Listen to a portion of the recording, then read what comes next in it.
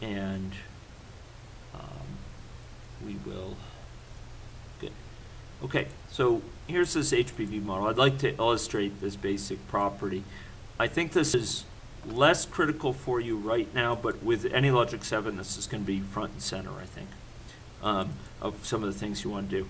Okay, so what we have in this model is, in this HPV model, we have a person class that represents personhood, and it is a set of methods associated with it. Is infected, is immune, is vaccinated.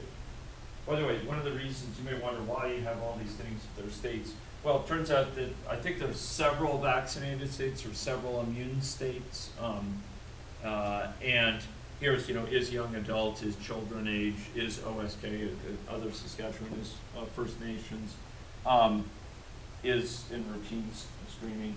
These are all things there, and we then will have certain characteristics associated with the person, moreover, defined by state charts. So, for example, any person, regardless of the male or female, for example, could be smoking.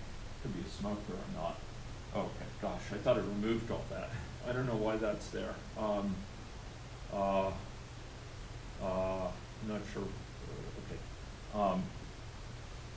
Maybe that's okay. It's just named wrong. It should be say age state chart. Okay. So every person, regardless of male or female, could be a smoker, and they could be a never smoker. They could be a current smoker. Once a current smoker, they could quit, and then they could relapse. They could quit through an intervention. They could be at different sexual levels of sexual activity, and right now there's no switching between those, although there should be in general. And then they could be of different age categories. Okay, so that's a characteristic of person. However, so that's an example of sort of characteristics of personhood, as it were. And you'll notice there's actually this is a particularly key thing. Yeah, these methods here, like is immune, is susceptible, is infected. Those will actually ultimately, those are things we could ask for a person quite meaningfully, but how they're realized is going to be different. So here's a male state chart for HPV, and you'll notice something very curious here. You'll notice that there's sort of a shadowing of what's going on. So these are characteristics of person behind here, because every male is a person, but then we have some things that are specific to males. For example, their states here are quite specific to males. They'll be quite different from females. And these are sort of male-specific dynamics associated with their level of immunity or infection, etc. And then what we'll see here is that each of these males is further a person, and hence they inherit, hence this sort of graying out, all these features of personhood. Okay, so they get sort of all the characteristics of person, just like an elk has all the characteristics of a cervid, but may have special characteristics. Now we have females, and females there's a more complicated story for them for HPV, quite a lot more complicated. And so here we have a much more involved sort of set of state charts concerning progression of cervical cancer, etc. And this is a very large model that was based on a model that's published. So here we have females having very distinctive sort of sets of state charts. They also have the ability to, example, perform births, and they have screening characteristics, etc.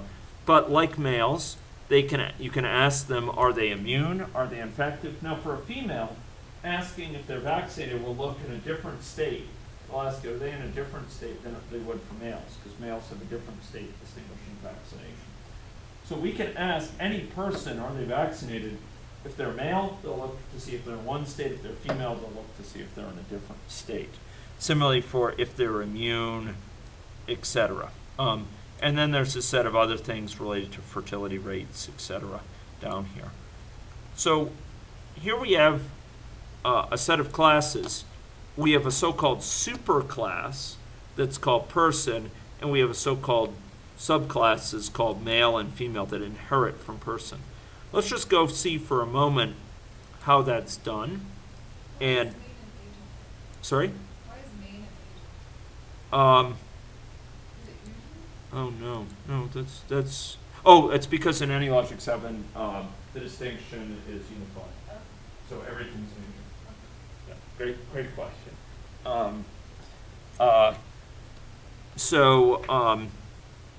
So here, if we look at the properties of male, for example, well, they're over here. This is one of the salient distinctions.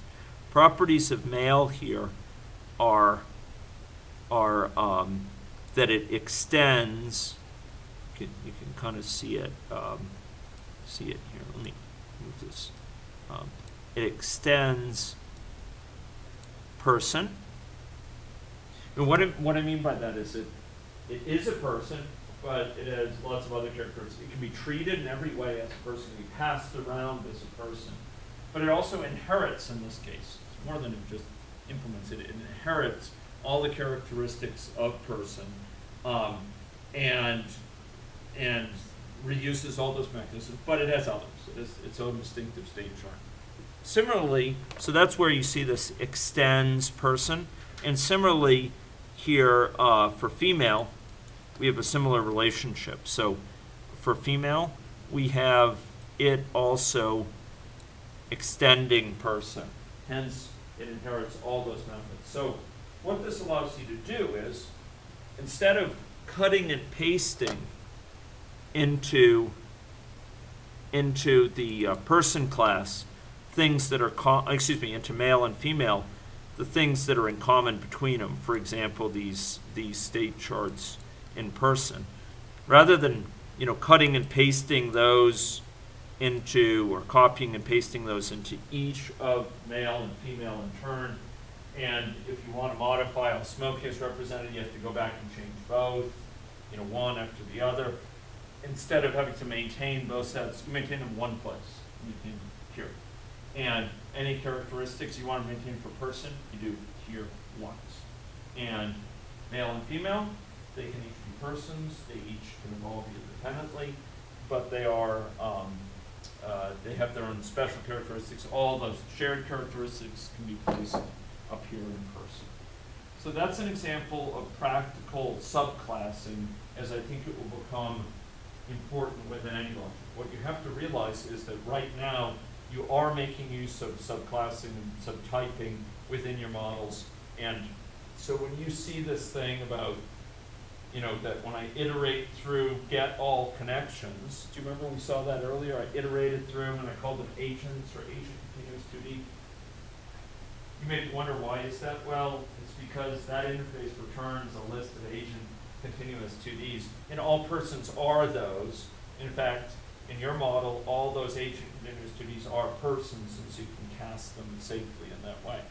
So that's an example of subtyping, that any person is an agent, and that model is an agent continuous 2D.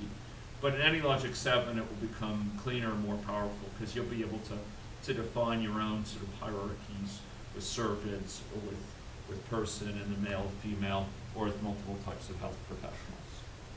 Okay, so that's a bit of a glimpse there. I think we'll go back to the classroom now for a wrap-up session for today. And of course, some of you may be